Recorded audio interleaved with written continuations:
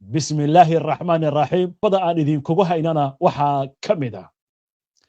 iyadoo dagaalo ba'an oo u dhaxeeya Xisbullah iyo Israa'iil ay ka aloosan yihiin koonfurta Lubnaan iyo xadka Israa'iil ayaa militariga Israa'iil waxay qirteen ku dhawaad 1,000 askari iyo saraakiil isugu jira oo ka mid ah ciidankooda oo dhimasho dhaawac loogu geystay dagaaladaasi qasaarihii u dambeeyay caawa militariga Israa'iil waxay shaaciyeen sarkaal iyo askari in lagu dhaawacay qarax loo adeegsaday diyaarad daroon ah sidoo kale barnaamijka waxaan idinkugu haynaa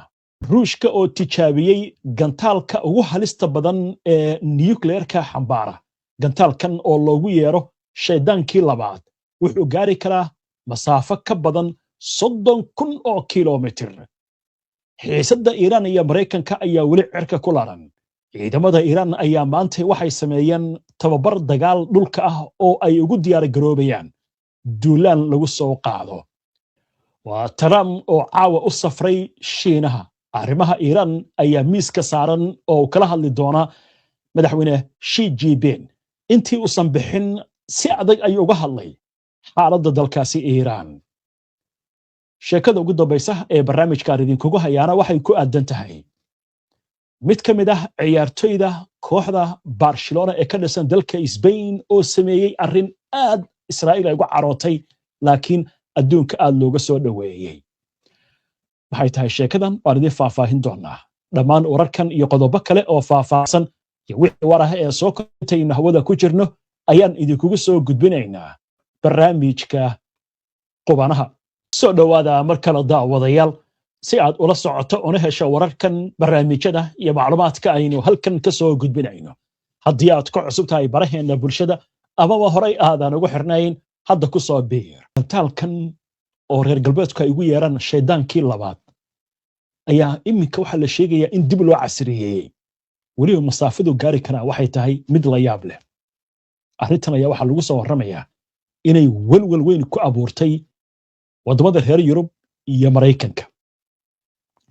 intaanan ii soo gudbin warbixinta gantaalkan horta marka hore aan idin tusno sawir muujinaya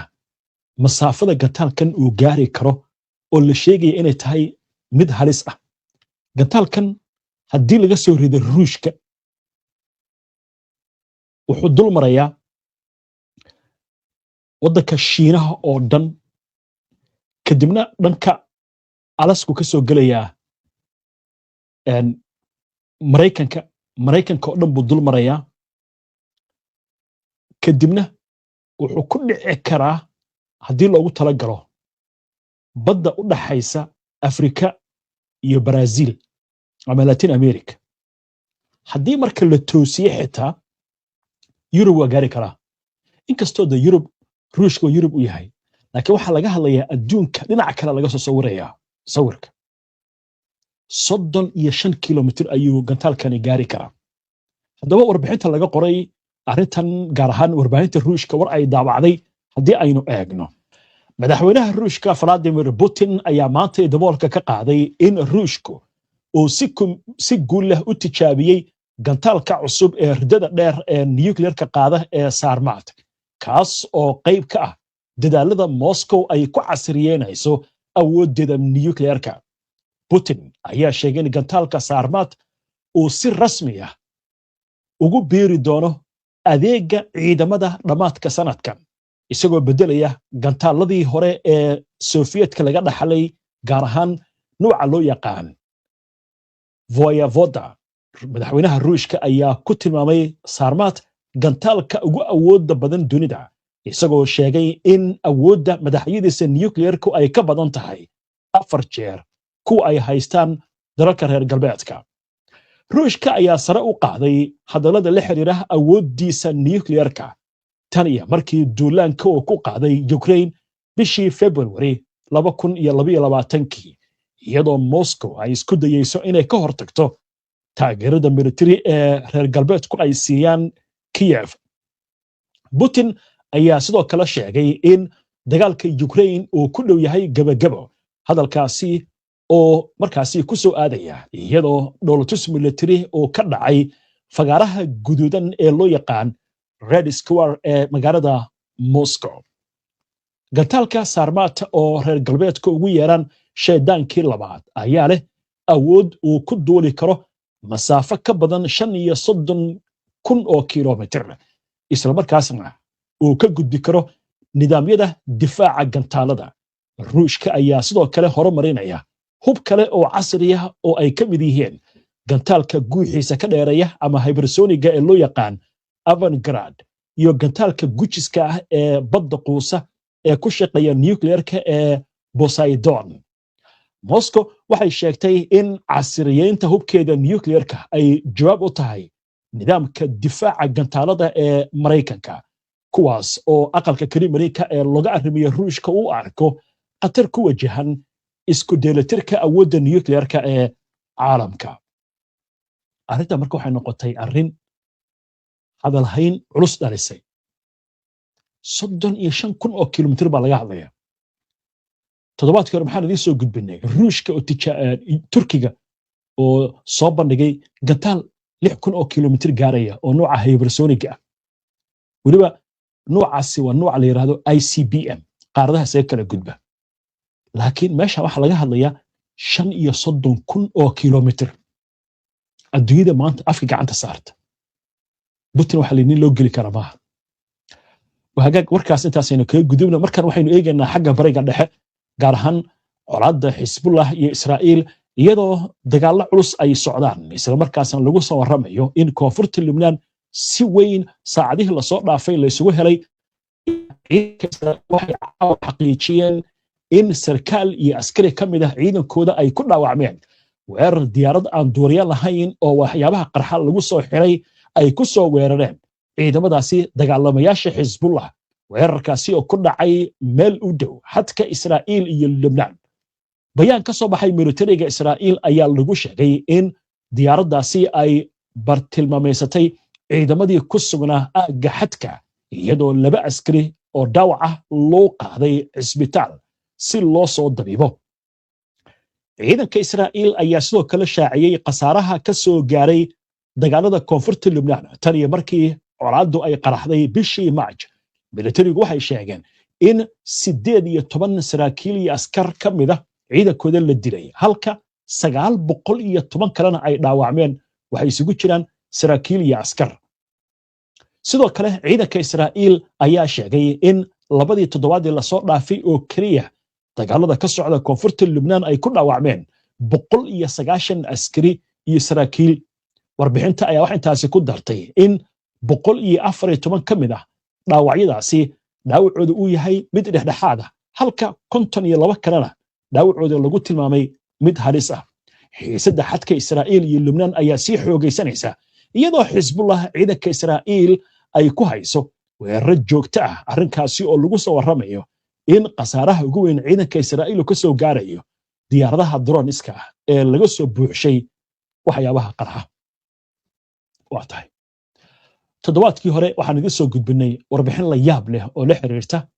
Israa'iil oo saldhig qarsoodi ah oo militariga ka samaysatay gudaha waddanka Ciraaq. dowladdii, shacabkii iyo ciidankii warba uma hayaanba. waddankooda laga adeegtay. dagaalka sokeeye dhibkaasuu leeyahay. waddankii Ciraaq ahaa oo awoodda badnaa oo dhisnaa Israa'iil baa intay ku degtay saldhig military ka samaysatay kadibna waxay duulaan kaga qaaday Iiraan. inkastoo loo badinayo in Mareykanku uu hoosaasiyey Ciraaqiyiinta oo macnaha loo qaatay ciidamadaas faraha badan ee ku sugan waddanka inay yihiin, haddana arrintan waxaa la xaqiijiyey toddobaadkii hore kadib markii warbaahinta Mareykanku ay soo bandhigtay xog arrintaasi la xiriirta. waxaan kaloo idiin soo gudbinay warbixin arrintaasi daba joogtay oo wasiirka gaashaandhigga iyo wasiirka arrimaha gudaha baarlamaanka u yeeray si su'aal lagu weydiiyey arrintan. imika war kale ka soo kordhay arrintaasi. haddaba aynu eegno wararkii ugu dambeeyay amuurtani. afayeenka wasaaradda gaashaandhigga ee waddanka Ciraaq ayaa u sheegay telefishinka Al Jazeera in ciidamada amnigu ay heleen haraaga gantaalada la hago kuwaasi oo laga helay saxaraha Najaf, halkaasi oo la sheegay in Israa'iil ay ka samaysatay saldhig qarsoodi ah. wuxuu sheegay in ciidamadu ay gaareen goob loo malaynayo inay saldhig u ahayd xoogag cadow ah isla markaasna ay hareereeyeen aagga laga helay raadadka saldhigga iyo weliba gantaalada laakiin haddii hadday ordayaan ciraaqiyiinta waa mar laga kala taga meeshii dagaalku intii uu socday Israa'iil meeshii ku degtay weeraray ka qaaday hawlay ka fulisay waliba waxaa la geeyay ciidamo gaar ah oo loogu talagalay haddii diyaaradaha Israa'iil la soo rido inay badbaadiyaan dooniyaasha dabcan markuu dagaalku dhamaadana meeshu iskaga tageen laakiin ciraaqiyiintii hadday ogaadeen dagaalku goormuu joogsaday bishii hore 7deedii macnaha in ku dhow 40 maalmood warba uma haynba hawshan socota waa tahay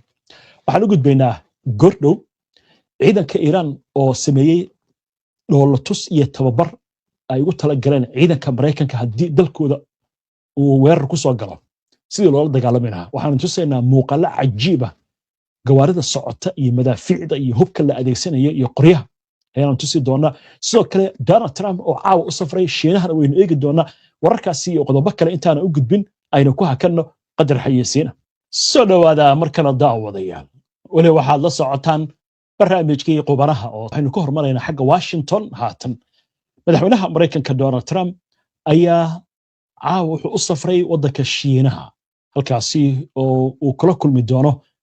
madaxweynaha ee waddanka Shiinaha Xi Jinping arrintan ayaa waxay ku soo aadaysaa iyadoo labada waddan si weyn ay isku khilaafsan yihiin arrimaha ka socda gobolka bariga dhexe iyo xiisadaha taagan haddaba madaxweyne Donald Trump ayaa wasi hadalka u dhigay wuxuu sheegay in ay ku guuleysan doonaan xaaladda Iiraan nabad waa heshiis ama dagaal oo Iiraan la jibin doono wasi hadalka u yiri isagoo xusay inuusan u malaynin in Washington ay u baahan tahay caawimaad uga timaada Shiinaha marka la eego arrinta Iiraan Trump oo goordhaway dadka wararka fidiya kula hadlay aqalka cad intii uusan u duulin Shiinaha oo uu kula kulmi doono madaxweynaha Shiinaha Xi Jinping ayaa waxa uu sheegayaa in arrimo kala duwan ay miiska saaran yihiin Trump ayaa ku andacooday in awoodda military ee Iiraan la burburiyay isagoo yiri ciidankoodii badda waa la baabi'iyay ciidankoodii cirka waa la baabi'iyay dhammaan qaybihii qalabkoodii dagaalkana waa la burburiyay Trump ayaa carabka ku adkeeyay in Mareykanku wasaadalku uu yiri uu baabi'iyay ciidamadii Iiraan isla markaasna meesha laga saaray awooddii dagaal ee Tehran waxaana uu xusay in Washington kaliya ay doonayso inay heshiis wanaagsan la gasho Iiraan Trump ayaa intaas ku daray in wada hadal dheer uu la yeelan doono madaxweyne Xi Jinping kuwaasi oo ku saabsan dagaalka Iiraan laakiin uu aaminsan yahay inaysan baahi gaar ah u qabin Shiinaha Iiraan looma ogolaan karo inay yeelato hub nuclear wayna ogtahay taas mana ciyaarayna ayuu yiri Trump intaasi ku daray in qof kasta oo doonaya in Iiraan ay hesho hub nuclear uu yahay wasaadalka u dhigay qof nacas ah dhanka Iiraan wasiir ku-xigeenka arrimaha dibadda ee dalkaasi ee dhinaca xeerka iyo arrimaha caalamiga Qaasim Qaribabadi ayaa difaacay soo jeedinta dalkiisa ee lagu doonayo in lagu soo afjaro dagaalka isagoo ku tilmaamay shuruudaha ugu yar ee heshiis kasta oo dhab ah oo waara oo waafaqsan axdiga qaramada midoobay inay diyaar u yihiin qoraal uu ku baahiyay baraha bulshada internetka ayaa Qaribabadi wuxuu sheegay in marka dhinac si toos ah door uu uga qaatay dagaalka cunaqabataynta iyo go'doominta iyo weliba hanjabaadaha uuna diido jawaabta Iiraan sababtuna ay tahay oo kaliya in markaa aan la aqbalayn soo jeedinta Iiraan ay tahay arrintaasi isdhiibid wuxuuna sheegay in aysan sinaba ku aqbali doonin shuruudaha Mareykanka waxaana uu tilmaamay inaysan u jixin cadaadis iyo hanjabaad kasta oo markaasi Mareykanku uu soo rogo waxa kale uu tilmaamay in Iiraan ay si cad ugu sheegtay dhexdhexaadiyaasha dalabkeeda waxaana ka mid ah in si buuxda dagaalka loo soo afjaro magdhow in laga bixiyo qasaaraha ka dhashay dagaalka lagu soo qaaday Iiraan iyo in gebi ahaanba la laalo cunaqabataynta qaanuunka ka baxsan ee lagu soo rogay dalkaasi Qaribabadi ayaa sidoo kale waxa uu sheegay inaan laga hadli karin xabad joojin iyadoo go'doominta la sii wado ama diblomaasiyad iyadoo cunaqabataynta la sii xoojinayo war kale oo colaadan la xiriira dowladda waddanka Britain ayaa shaacisay inay diyaaradaha dagaalka iyo markab dagaal ku biirin doonto howlgal caalami ah oo lagu sugayo amniga marin biyoodka Hormuz bayaan ka soo baxay dowladda Britain ayaa lagu sheegay in howlgalkaasi uu noqon doono mid caalami ah oo difaac ah isla markaasna madax bannaan laguna kalsoonaan karo waa sida hadalka loo yiri waaye qodobkaas intaa markaynu kaga gudubno waxaynu haatan eegaynaa sheekada ku saabsan ciidanka ilaalada kacaanka islaamiga ah ee Iiraan gaar ahaan ciidamada dhulka ayaa waxay sameeyeen dhoolatus iyo tababar waxaa la aaminsan yahay dagaalkan haddii dib uu u bilowdo qorshaha Mareykanka inay ka mid noqon karto dagaal dhanka dhulka ah haddaba ciidanka Iiraan ayaa waxay bilaabeen diyaar garow military iyo in loo tababarto dagaalkaasi warbixintan oo ay daabacday warbaahinta Iiraan gaar ahaan telefishinka Press TV taliska ciidamada ilaalada kacaanka islaamiga ah ee Iiraan ee loo yaqaano IRGC ayaa sameeyay dhoolatus military oo ballaaran kaas oo diiradda lagu saaray diyaar garowga lagu hortegayo weerar kasta oo ka yimaada Mareykanka iyo Israa'iil General Hassan Zadeh oo ka mid ah taliyaasha ciidamada IRGC ayaa farta ku fiiqay in tababarkan loogu talagalay xuska hogaamiyihii geeriyooday ee kacaanka islaamiga Ayatollah Ali Khamenei General Hassan Zadeh ayaa sheegay in intii uu socday dhoolatuskan lagu tababaray ciidamada qorshayaasha kala duwan iyo xeeladaha kooxeed iyo farsamooyinka shaqsiga ee lagu wajahayo cadowga goob kasta oo dagaal wuxuu xusay in tababarka si guul leh uu u gaaray ujeedooyinkiisii ugu muhiimsanaa gaar ahaan kor u qaadista awoodda dagaal si looga hortago tilaabo kasta oo cadowtinimo ah oo ay qaadaan sida uu yiri cadowga Mareykanka iyo Sahayuuniyadda wuxuu xusay in tababarku si guul leh u gaaray ujeedooyinkiisii ugu muhiimsanaa gaar ahaan kor u qaadista awoodda dagaal si looga hortago tilaabo kasta oo cadowtinimo oo ay qaadaan sida uu yiri cadowga Mareykanka ee Sahayuuniyadda ciidamada qalabka sida ee Iiraan ayaa weli ku jira heegan sare inkastoo xabajoojin nugul oo Pakistan dhexdhexaadin ay ka gashay la gaaray horaantii bishii Abriil ee aynu ka soo gudubnay Iiraan ayaa sidoo kale waxay qorsheynaysaa in ay dib u dhisto awoodeeda ciidanka intii waxyeeladu ay gaartay gaar ahaan dhanka ciidamada cirka badda iyo kuwa dhulka iyadoo sii wada cusboonaysiinta hubka iyo diyaarinta qorshayaal military oo cusub xitaa muddada xabajoojinta inta lagu jiro arrinkaasi oo lagu tilmaamay inay tahay tilaabo weyn waa tahay imika waxaynu soo gaarnay sheekadii ugu dambeysay ee barnaamijka aynu ku soo gabagabay jirnay alaab waxaynu ku soo qaadanaa sheeko ka duwan sheekooyinka barnaamijka aad ku soo daawateen waxaan idin haynaa mid ka mid ah ciyaartoyda kooxda Barcelona ee horyaalka waddanka Spain ee La Liga ka ciyaarta ayaa sameeyay arrin cajiib ah oo dad badan oo dunida meelo kala duwan kaga sugan ay soo dhaweeyeen laakiin Israa'iil dhunta ayaa kala go'day ciil iyo caro haddaba muuqaalkan aynu daawano ciyaartoygan waxaa xidiga reer Spain weeyaane waa inanka lagu magacaabo Lamine Yamal kooxda Barcelona waxay ku guuleysatay